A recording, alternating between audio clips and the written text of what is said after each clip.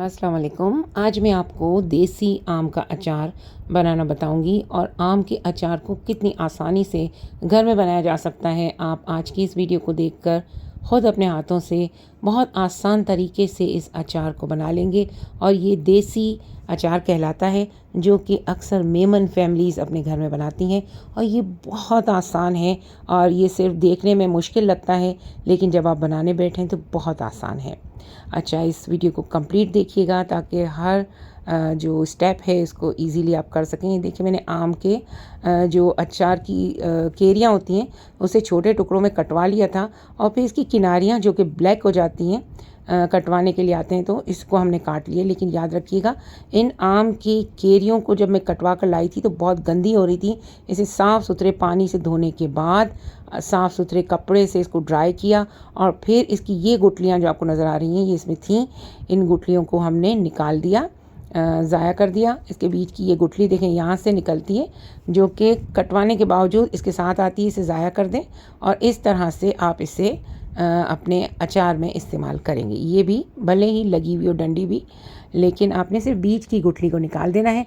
Side की जो black colour की जो लाइनें इसमें बनी हुई होती हैं, ये इस वजह से होती हैं क्योंकि जो काटने वाले काटते हैं उनके औजार लोहे के छुरे होते हैं, तो वो जब आम से टकराते हैं तो किनारियाँ जो होती हैं ना वो ब्लैक हो जाती हैं। तो ये देखें, ये बीच में ये गुठलियाँ वो रह जाती हैं, तो आपने क्या करना है कि इसे निकाल देना है। और ये बात याद रखिएगा, गुठलियों को धोने के बाद अच्छी तरह साफ़ सुथरे कपड़े से खुशक ज़रूर कीजिएगा, यानी ड्राई कीजिएगा। और फिर आगे का प्रोसीजर मैं आपको बताती हूँ। इनकी ये ब्लैक किनारियाँ हैं, इसे भी मैंने काट ली हैं और ये कटी हुई किनारियों वाली दूसरी परात में पड़ी हुई कैरियाँ हैं। अब इसके बाद आगे का प्रोसीजर आप देखें कि मैंने किस तरह से मसाला जात मिलाए और इसको कितने दिन तक हमने हल्दी और नमक लगा कर रखा। ये देखिए, मैंने ये जो इसको ड्राई किया ना, तो ऊपर मेरे फ़ैन भी चल रहा है, तो ये इजीली बहुत जल्दी ड्राई हो गई। अगर आप इसको खुला नहीं रखेंगे तो ये ड्राई नहीं होंगी और फिर आपका आम का अचार सही और अच्छा नहीं बनेगा और ज़्यादा अरसे तक सेव भी नहीं कर सकेंगे आप, अगर इन प्रोसीजर को पूरी तरह से आपने नहीं देखा। ये देखिए, ये मैंने किनारियाँ काट के रखी हुई हैं और अब देखें कि मैं इसके साथ क्या करती हूँ। मैंने तकरीबन 2 किलो कैरियाँ कटवाई थी और फिर इसकी गुठलियाँ वगैरह अलहदा करने के बाद ये इतना बचा है मेरे पास। और मैंने 1 पाव, तकरीबन 1 पाव नमक, ये मोटा नमक होता है जो कि अचार का नमक होता है। आप बिल्कुल भी आयोडाइज नमक इस्तेमाल नहीं करेंगे, सादा समुद्री नमक आपको मिल जाए बस यही गनीमत है। और इसमें ये आपने ये डालना है। और हल्दी के देखें, मैं अभी आपके सामने डालूँगी तकरीबन इतनी हल्दी। ये देखिए, मैं अभी आपके सामने डालूँगी, छोटी सी चम्मच है। ये देखिए, ये नमक है जो कि समुद्री नॉर्मल समुद्री नमक है। आयोडाइज नमक आप डालेंगे ना, आयोडीन वाला, तो आपका काम ख़राब हो जाएगा। ये घर की पिसी हुई हल्दी है, मेरे पास हल्दी की वीडियो भी बनी हुई है मेरे चैनल पर, देख लीजिएगा। मैं हमेशा हर चीज़ घर में ही बनाती हूँ। ये देखें, तकरीबन 6 से 8 चम्मच, ये छोटे चम्मच है हल्दी के, आप अपने हिसाब से डाल सकते हैं। मैंने तकरीबन 6 से 8 चम्मच हल्दी इसमें इस्तेमाल की है। अब इस मसाले को एक साथ मिला देना है। इसमें सिर्फ नमक और हल्दी है और कुछ भी नहीं। इस समुद्री नॉर्मल नमक के अंदर गट्ठियाँ बनी हुई होती हैं, यानी गट्ठे बने हुए होते हैं। तो आपने क्या करना है, इन गट्ठों को तोड़ देना है और अपने हाथों से, साफ़ सुथरे हाथों से इसको तोड़कर यकजान कर लेना है, यानी हल्दी और नमक इन दोनों को यकजान कर लेना है। इन दोनों को अच्छी तरह से गट्ठियाँ तोड़ने के बाद थोड़ी थोड़ी सी कैरियाँ लेनी है और इसमें मिलाते जाना है और एक साफ़ सुथरा मर्तबान लेना है और उसमें थोड़ी थोड़ी क्वांटिटी में हल्दी और नमक मिली हुई कैरियाँ डालते जाना है और फिर इसे अच्छी तरह से हल्दी और नमक लगाना है और उस बाल्टी में आपने डालते जाना है। ये प्रोसीजर मैं थोड़ा सा जल्दी चलाती हूँ ताकि आप इजीली इसे देख सकें, बता मैं चुकी हूँ। ये देखिए, इसको मिला लिया और फिर इसके बाद इस एक बर्तन में इसको डालना है और उसमें दूसरी कैरियाँ डाल के इसी तरह से पूरा प्रोसीजर करना है।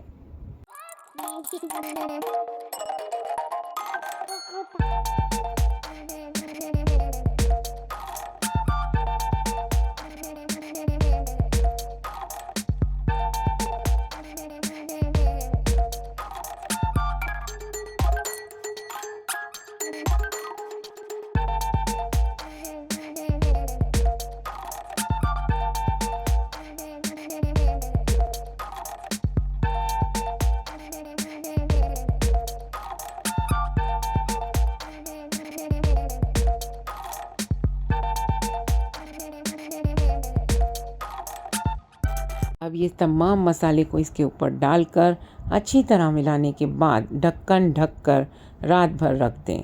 हवादार जगह पर रखना है। ये 1 दिन के बाद आपने इसको निकाला, ये देखें 1 दिन के बाद इसने कितना पानी छोड़ दिया। ये पानी इन कैरियों का है जो कि अचार में इस्तेमाल होगा।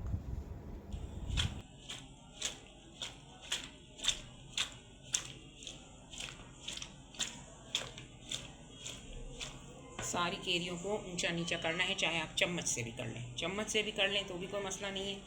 अगर आप यूँ करना आपको आता है उछाल कर तो आप इस तरह से कर लें, लेकिन पानी बाहर नहीं होना चाहिए। आपको टेक्निक नहीं आती तो चम्मच से कर सकते हैं।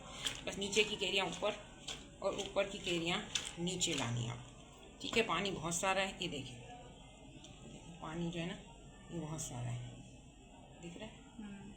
ठीक है, ये इसको तर रखना है। दिन में 2 से 3 बार इसको ऊंचा नीचा करना है और फिर एज इट इज़ इसको ढक के रख देना है। रात को मैं एसी वाले कमरे में रख देती हूँ क्योंकि गर्मी बहुत ज़्यादा है। अगर एसी वाले कमरे में ना रखें तो कोई बात नहीं, आपने इसको हवादार जगह पे रखना है। 10 दिन तक यही प्रोसीजर करना है, ऊंचा नीचा करता रहना है। और फिर ये देखें 10 दिन के बाद इन कैरियों की कंडीशन क्या हो गई है, अच्छी तरह से नरम हो गई हैं और इसका पानी बहुत ज़्यादा निकला है जो कि हम अचार में इस्तेमाल करेंगे।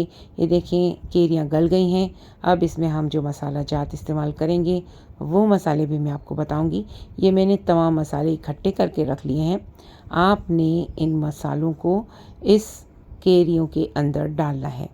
ठीक है, ये मसाला तकरीबन आधा केजी है, यानी हाफ़ केजी मसाला लेना है।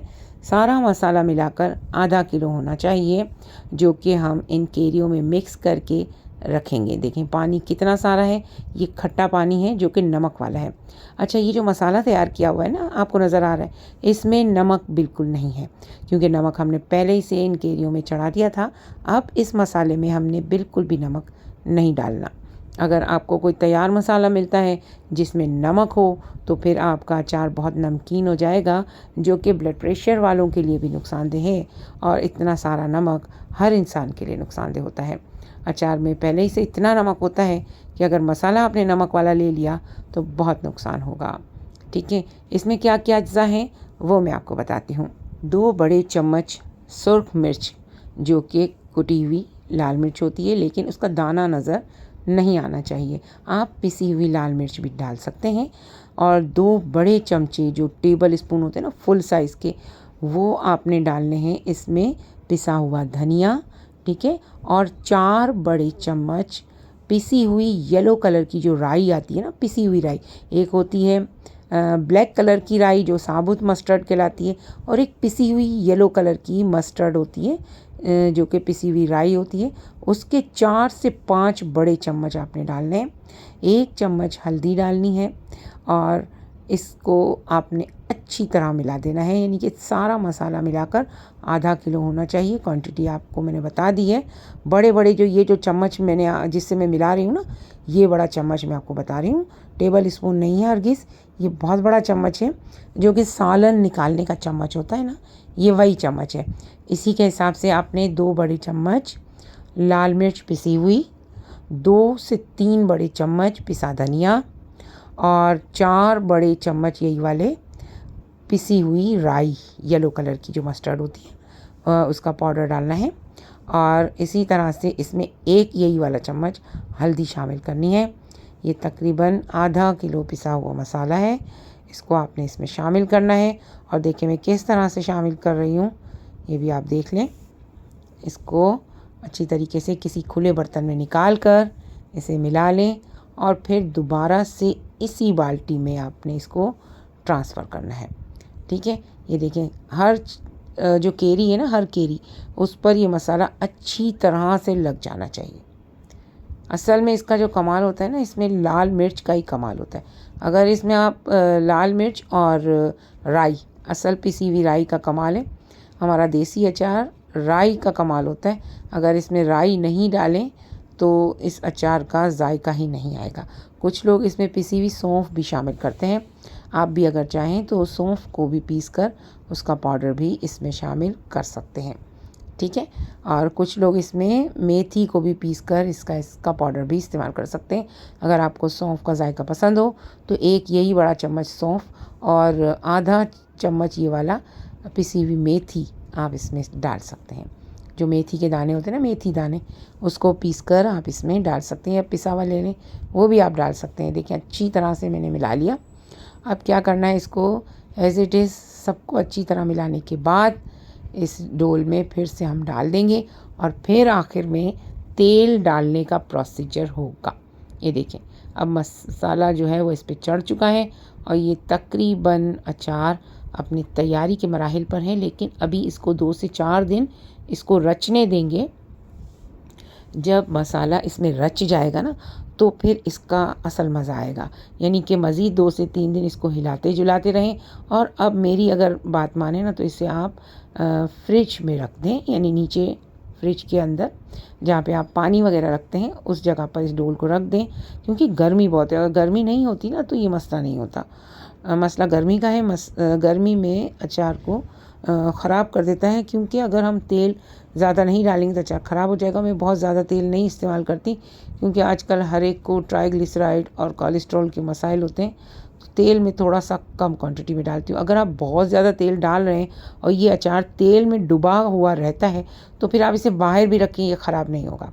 लेकिन देखिए मैं आपके सामने अभी इसमें तेल डालूंगी, लेकिन ये तेल की क्वांटिटी बहुत कम डलेगी, तो फिर इसे फ्रिज में रखना पड़ेगा। ठीक है, आप इसमें अगर आधा किलो तेल डाल देते हैं तो फिर आप इसे इजीली बाहर रखें, लेकिन ये अचार तेल में डूबा हुआ होना चाहिए, तो फिर ये बाहर भी नहीं ख़राब होगा। ठीक है, मैंने आपको दोनों तरीके बता दिए, लेकिन मैं कम तेल डालती हूँ इसलिए मैं इसे फ्रिज में रखती हूँ और ये पूरा साल हमारे घर में चलता है। और इसमें आप इजाफ़ा कर सकते हैं बहुत सारी चीज़ों का। अगर आप इसमें डालना चाहें हरी मिर्चें, तो छोटी हरी मिर्चें जो फूली हुई होती हैं, जो बिल्कुल छोटी होती हैं वो नहीं, जो कि कढ़ाई वगैरह में डलती है ना, फूली हुई हरी मिर्चें, उसको काट कर उसमें भी जो है हल्दी और नमक इसी तरह से भर के कुछ दिन रख दें और फिर नींबू और हरी मिर्चों का इजाफ़ा इसमें किया जा सकता है। इसी तरीके से नींबू भी आपने काट कर थोड़े दिन तक रख देना है हल्दी और नमक चढ़ा के, इसको इसी तरह से हिलाते रहना है।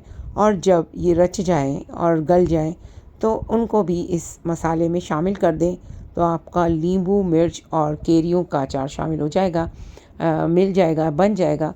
तो आपने क्या करना है, इसमें बहुत सारी और चीज़ें भी डाल सकते हैं। इसी तरह से लहसुन भी आप इसमें शामिल कर सकते हैं, करेले भी लोग डालते हैं, हमारे मेमनों में कईरे भी डाले जाते हैं, गूंदे भी डाले जाते हैं।